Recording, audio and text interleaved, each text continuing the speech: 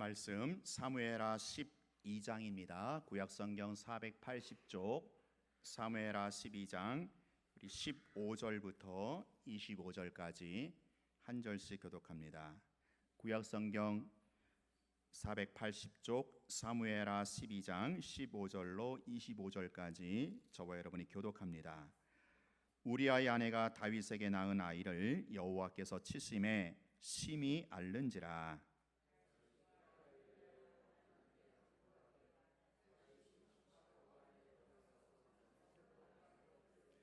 그 집의 늙은 자들이 그 곁에 서서 다윗을 땅에서 일으키려 하되 왕이 듣지 아니하고 그들과 더불어 먹지도 아니하더라.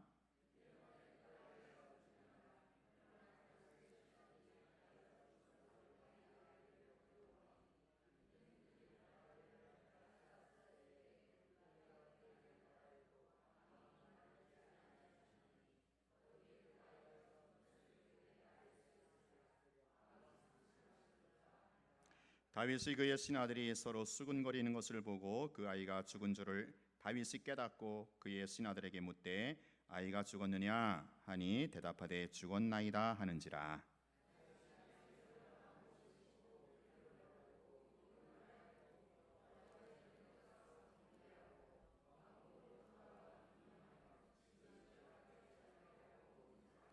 그의 신하들이 그에게 이르되 아이가 살았을 때에는 그를 위하여 금식하고 우시더니 죽은 후에는 일어나서 잡수시니 이 일이 어찌 됨이니까 하니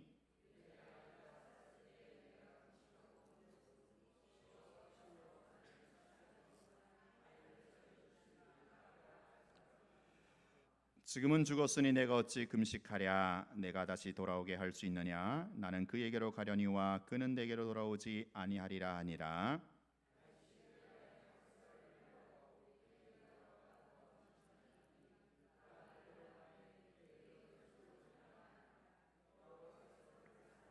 같이 합니다. 선지자 나단을 보내 그의 이름을 여디디아라 하시니 이는 여호와께서 사랑하셨기 때문이더라. 아멘. 네, 다윗 스캔들에 대해서 3번에 걸쳐 제가 설교했는데요. 바로 이어지는 본문으로 또 사무엘하 강해를 시작하도록 하겠습니다. 제가 얼마 전에도 말씀드렸는데 저희 장인어른이 수년 전에 암으로 돌아가셨어요.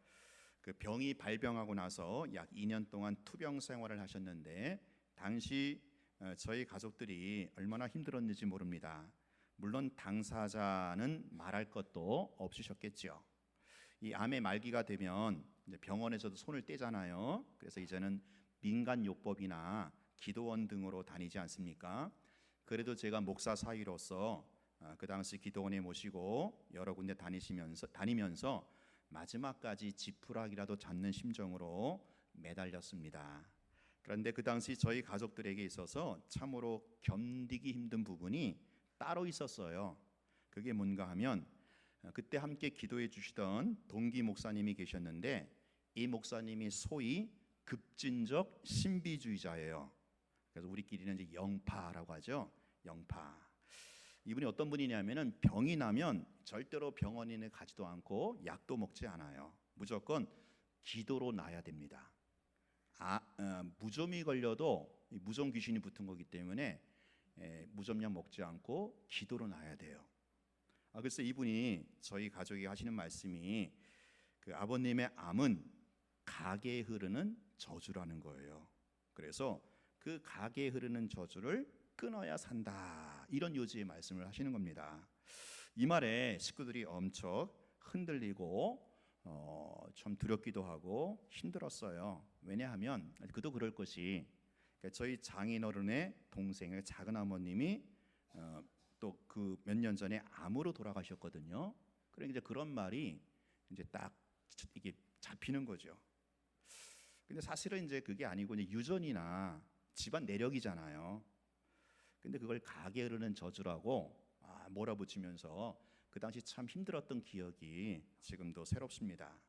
이 가게에 흐르는 저주란 그 집안 내력으로 죄가 있는데 이것이 유전이 되어갖고 그 다음 세대까지 저주가 임한다. 그래서 이 저주를 끊으려면 조상들의 죄, 유전적인 죄도 철저하게 회개하고 그 저주를 끊어야 한다, 이런 요지입니다. 물론 솔깃하기도 해요. 여러분 어떻게 생각하십니까? 과연 가게에 흐르는 저주가 있습니까?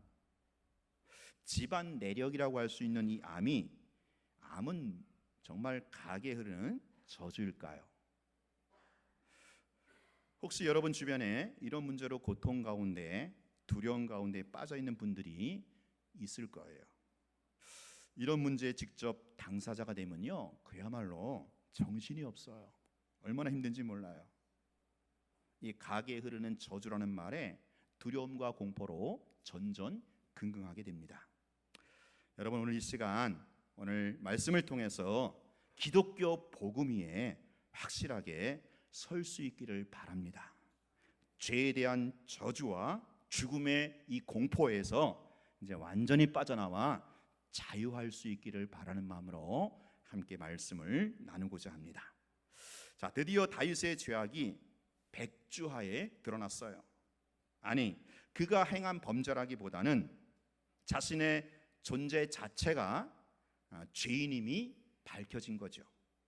단순히 간음죄, 살인죄가 아니라 그렇게 죄를 지을 수밖에 없는 연약한 존재라는 이 사실이 하나님 앞에서 철저하게 드러났던 겁니다. 그래서 다윗이 하는 말이 뭡니까? 내가 여호와께 죄를 범하였다. 자, 그래서 이러한 죄악, 이런 죄인에 대해서는 거기에 따른 응분의 대가가 주어지는 법이에요. 그 죄에 대한 대가가 무엇입니까? 바로 사망이죠. 죽는 겁니다. 죄의 삭은 사망이라. 다윗이 그 나단의 비유를 통해서 자기가 또 내뱉은 말에서도 이게 증거되지 않습니까? 다윗이 뭐라고 합니까? 이 일을 행한 그 사람은 마땅히 죽을 자라. 다윗이 자기의 입으로 말했어요. 죄에 대한 대가로 죽음, 사망이 오는 겁니다. 근데 여러분, 이것이 정말 끝이란 말입니까? 인생의 운명이 무덤으로, 죽음으로 끝나는 것이 전부일까요? 그건 아니죠. 이제부터 기독교의 위대한 반전, 복음의 권세와 능력이 시작이 되는 거예요. 자, 13절 보세요. 다윗이 나단에게 이르되 내가 여호와께 죄를 범하였노라 하매 나단이 다윗에게 말하되 여호와께서도 당신의 죄를 어떻게 했어요? 사하셨나니. 그 다음 같이 시작. 당신이 죽지 아니하려니와. 자기의 죄와 허물을 깨닫고 자기가 죄인임을 철저하게 인식하고 회개하는 자에게는 하나님이 사죄의 은총을 주신다라는 거예요. 그래서 죄 사함을 받은 자에게는 이 죽음, 사망이 면제가 되는 엄청난 은혜와 축복이 주어지게 된다라는 것이죠. 다윗이 죽지 않는다. 여러분, 이것이야말로 기독교의 놀라운 복음이고 권세가 아니겠습니까?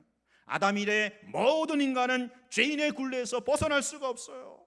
그 죄악의 사슬 가운데 고통하고 신음하다가 결국 전국적인 도착지가 결국 사망이라는 결승점이 아니겠습니까?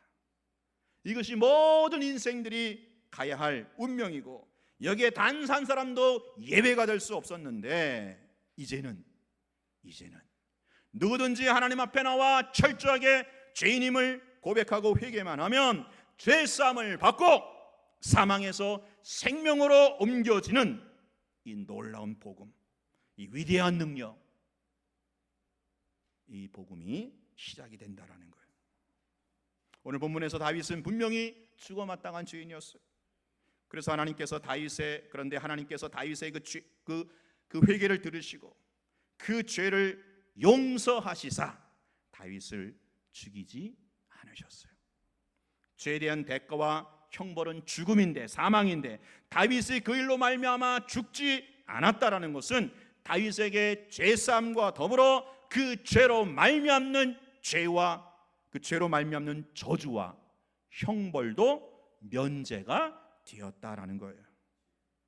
사랑하는 여러분, 오늘 여러분이 예수 그리스도를 믿음으로 죄사함을 받은 하나님의 자녀가 되었다면 이제 우리에게는 결코 정죄함이 없고 그 죄에 대한 대가, 저주와 형벌이 전혀 없다라는 것을 분명히 믿으시기 바랍니다. 죄사함을 받은 하나님의 백성들, 하나님의 자녀들에게는 결코 가게에 흐르는 저주 따위가 없어요. 예수 믿는 가정에게는요, 정말 확실히 예수를 믿는 가정에게는 그 가정에, 그 가게에 흐르는 저주 따위가 없습니다. 여기 여러분 속지 마시고 두려워하지 마세요. 좀 더 진도를 나가보면 더 명백해질 거예요. 자, 14절 15절 보세요. 14절 15절, 이 일로 말미암아 여호와의 원수가 그게 비방할 거리를 얻게 하였으니 당신이 낳은 아이가 반드시 죽으리다 하고 나단이 자기 집으로 돌아가니라. 우리아의 아내가 다윗에게 낳은 아이를 여호와께서 치심에 심히 알는지라. 하나님께 회개한 다윗에게는 죄가 사해져서 죽지 않았는데 그 다음에 진도를 보니까 죄의 씨앗으로 낳은 그 아이가 어떻게 돼요? 하나님이 치심에 일주일 동안 시름시름 앓다가 결국 일주일 만에 죽게 되죠. 다윗이요, 이 아이를 살리려고 사실 골방에 들어가서 백방으로 금식하며 기도하지 않았습니까? 그러나 나단의 말대로, 그리고 다윗의 바람과는 달리 이 아이는 죽게 됩니다. 자, 이후에 여러분 어떤 일이 생기겠어요? 다윗과 밧세바가 얼마나 상심이 되고 얼마나 낙심되고 얼마나 안타까웠겠습니까? 비록 불륜으로 낳은 아이지만 그래도 자식이잖아요. 그래도 핏덩어리 아니겠어요? 근데 그 아이가 다윗이 그렇게도 금식하며 기도했음에도 불구하고 하나님이 데려가셨어요. 이 사실에 대해서, 이 현실에 대해서 다윗은 그야말로 창자가 끊어지는 피해와 아픔을 숨길 수가 없었을 거예요. 자, 근데 이렇게 애통과 슬픔 가운데 빠져 있는 다윗에게 하나님이 새로운 아이를 주셔요. 그가 누굽니까? 솔로몬이죠. 다윗의 대를 이어서 장차 이스라엘 왕위에 오를 인물이죠.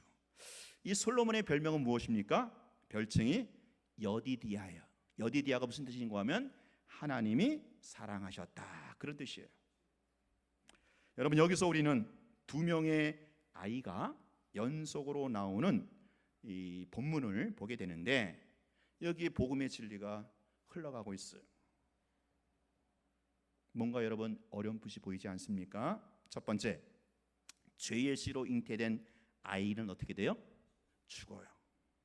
그리고 두 번째, 새로운 아이가 태어나요. 한 아이는 죽고요, 한 아이는 새로 태어나요. 자, 죽은 아이는 왜 죽었습니까? 다윗의 죄로 인하여 죽었어요. 다윗의 죄를 대신해서 이 아이가 죽은 거예요. 죄를 지은 사람은 다윗인데, 그래서 다윗이 그 죄에 대한 대가로 죽어 마땅한데 이 다윗을 대신하여 한 아이가 죽은 거예요. 그리고 그 죽은 아이의 그 자리에서 아이가 죽어서 말할 수 없는 비통과 비탄, 절망 가운데 빠져 있는 그 자리, 그 현장에서 하나님이 새로운 아이를 주신 거예요. 하나님의 사랑을 입은 여디디아가 태어난 거죠. 그러므로 이 아이 여디디아는 죽음의 자리에서 부활한 아이다라고 할 수 있어요. 다윗의 죄로 인하여 대신 죽었던 그 자리에서 새로운 생명이 잉태돼서 태어난 거예요. 여러분, 이 두 아이가 연속으로 나오는 장면에서 이걸 한번 우리가 다윗의 입장에서 한번 보자는, 다윗의 입장에서 한번 생각해 보자고요. 다윗은 분명히 자기 죄로 인해서 죽어 마땅해요. 죽어도 할 말이 없어요. 그런데 다윗의 죄가 사해졌어요. 그래서 죽음, 사망이 면제되었어요. 이제 후로 다윗에게는 결코 죄에 대한 대가로서 저주, 형벌이 없어요. 이제부터 죄사함을 받은 이후 다윗에게는 모든 것이 복음이에요. 그래서 죄악의 씨앗으로 잉태된 아이가 죽은 것도 사실은 다윗에게는 복음으로 다가오는 거예요. 왜 그렇습니까? 다윗의 죄를 대신해서 죽었기 때문에, 자기 다윗의 죄를 담당해서 대신 이 아이가 죽었기 때문에 이 아이가 죽은 것은 다윗에게는 복음인 셈이죠. 말할 수 없는 애통과 슬픔과 비탄을 안고 있는 그런 복음이에요. 자, 또한 마냥 절망과 상실 가운데 빠져 있는 것만이 아니라 이 새로운 생명 여디디야말로 이제부터 이 아이도 다윗에게 새로운 복음으로, 엄청난 복음으로 다가오는 거예요. 자, 여러분, 다윗이 이 아이 여디디야를 볼 때마다 다윗이 무슨 생각이 들겠어요? 다윗이 뭘 보겠습니까? 자기의 죄로 인하여, 자기의 죄를 대신하여 죽은 아이를, 새로 태어난 여디디야를 보면서 보지 않았겠습니까? 자기의 죄값으로 애매하게 억울하게 죽은 아이를, 이 아이를 보면서, 여디디야를 보면서 다윗은 평생 염두에 뒀을 거예요. 아, 내가 죽어 마땅한 죄인임에도 불구하고 내 죄를 용서하시고 나에게 새로운 생명을 주신 여호와의 사랑, 여디디야를 이 아이를 키우면서 경험했을 거죠. 다윗에게 여디디야는 죽은 아이가 새로운 생명으로 다시 태어난 새 생명으로 여겨졌을 거예요. 그러므로 다윗에게 있어서 앞서 죽은 아이는 결코 죄에 대한 대가나 저주, 형벌이 아닌 거예요. 왜요? 다윗의 죄에 대한 대가는 이 아이가 다 짊어지고 그 죄값으로 죽음을 치렀기 때문에 그래요. 다윗이 받을 저주와 형벌을 그 아이가 다 안고 대신 죽었던 겁니다.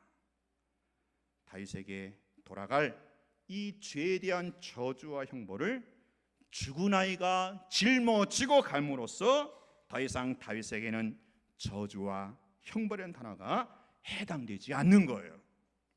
또한 동시에 그 죽은 아이는 여디디야라고 하는 새로운 생명으로 다윗에게 주어졌기에 다윗의 죄가 완전히 사함 받았다고 하는 이 복음의 확증인 셈이에요. 다윗이 여디디야를 보면서 자기의 죄가 완전히 사해졌음을, 그래서 나에게 펼쳐질 모든 일들은 결코 죄에 대한 대가, 저주, 형벌이 아니라는 확신 가운데 다윗은 살았을 겁니다.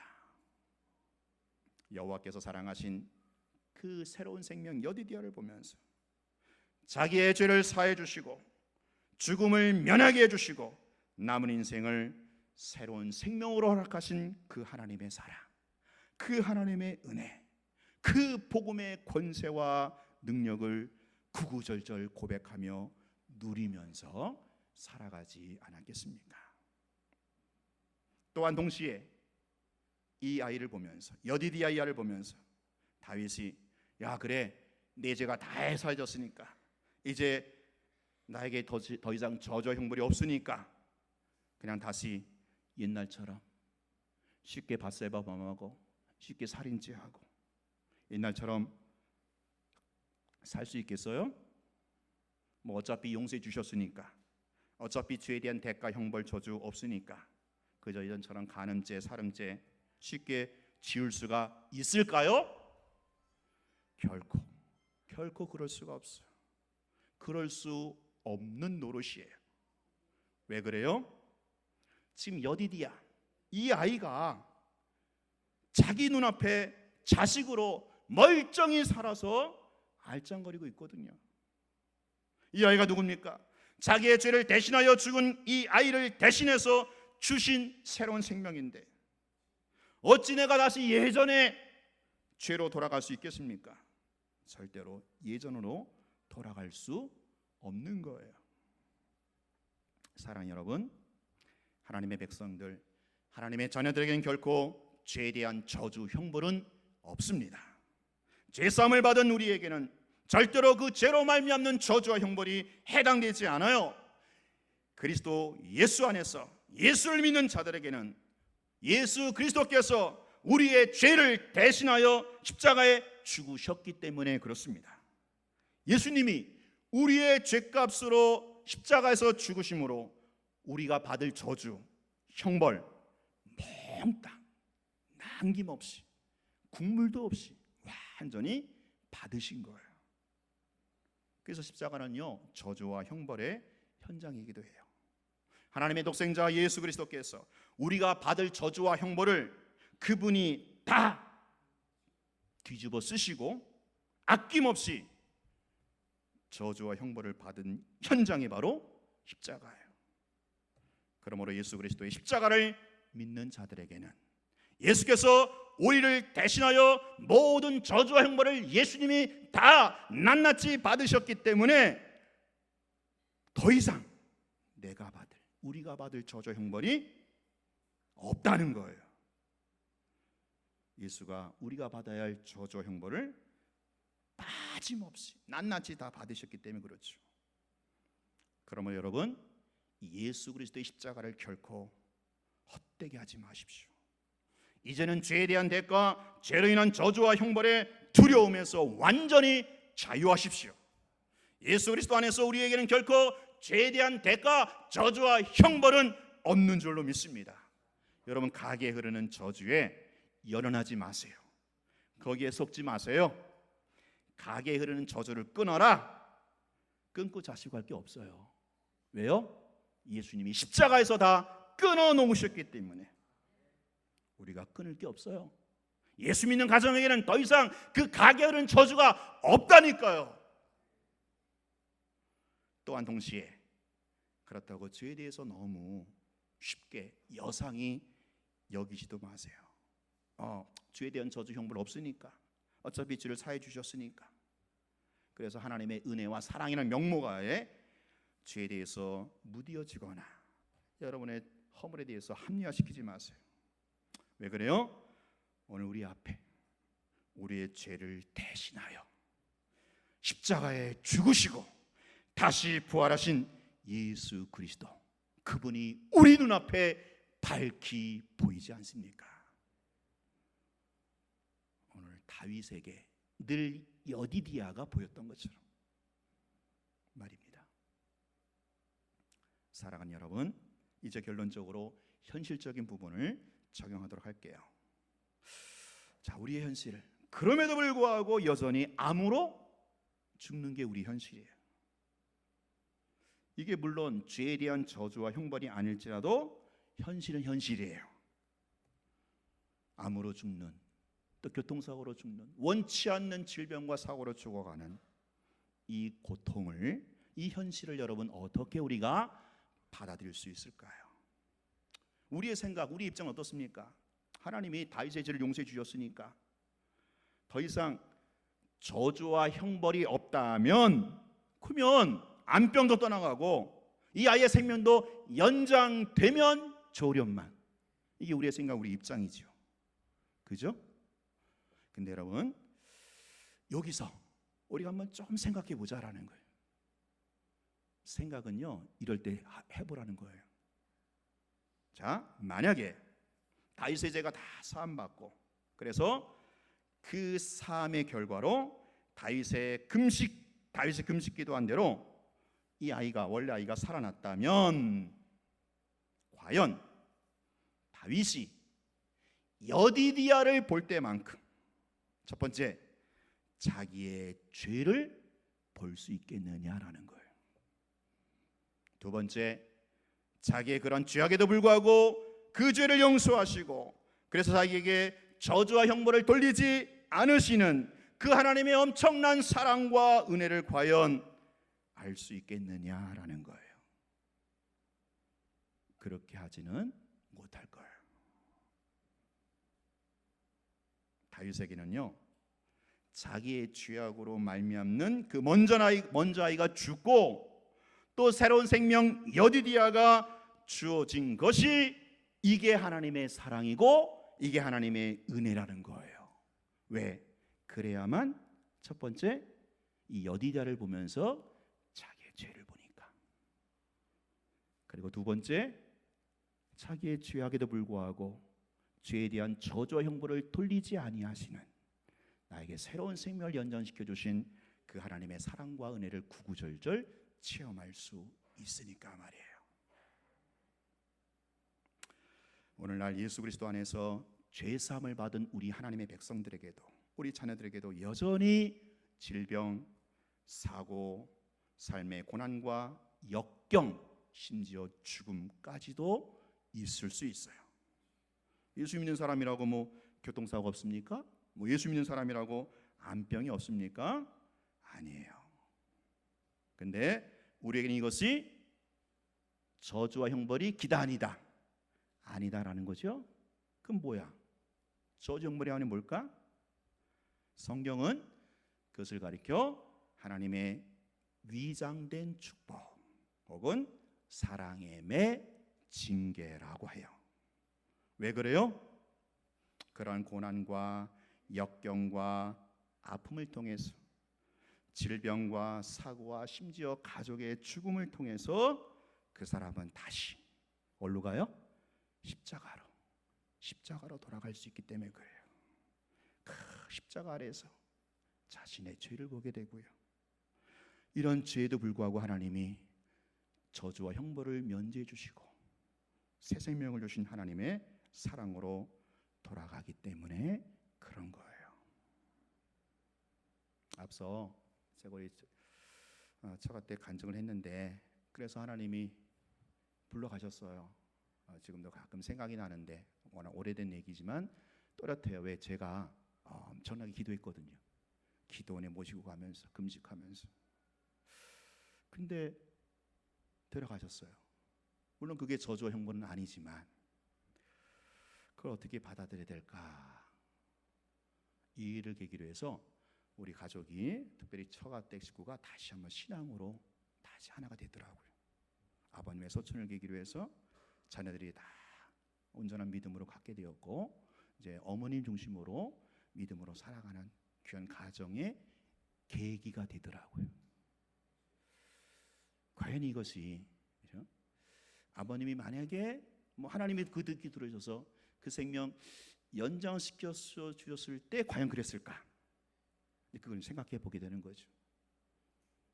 오히려 아버님의 소천을 계기로 해서 식구들이 십자가 예수 아래 나오게 되었고, 그 예수 십자가 앞에 무릎을 꿇게 되었고, 그 십자가 앞에서 서로의 죄를 고백하면서 서로 나누면서 다시 믿음으로 추스리며 하나님의 사랑으로 하나가 되는 역사가 그 다음에 이어지더라라는 거죠.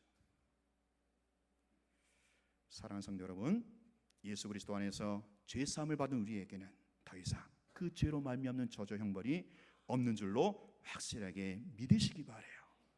왜요? 우리가 받아야 할 이 저주 형벌은 예수께서 십자가에서 죽으심으로 몽땅 다 받으셨기 때문에 그래요. 이제 여러분의 눈앞에, 우리의 눈앞에 우리의 죄를 대신하여 십자가에 죽으시고 다시 부활하신 그 하나님의 아들 예수가 우리 눈앞에 밝히 보이지 않습니까?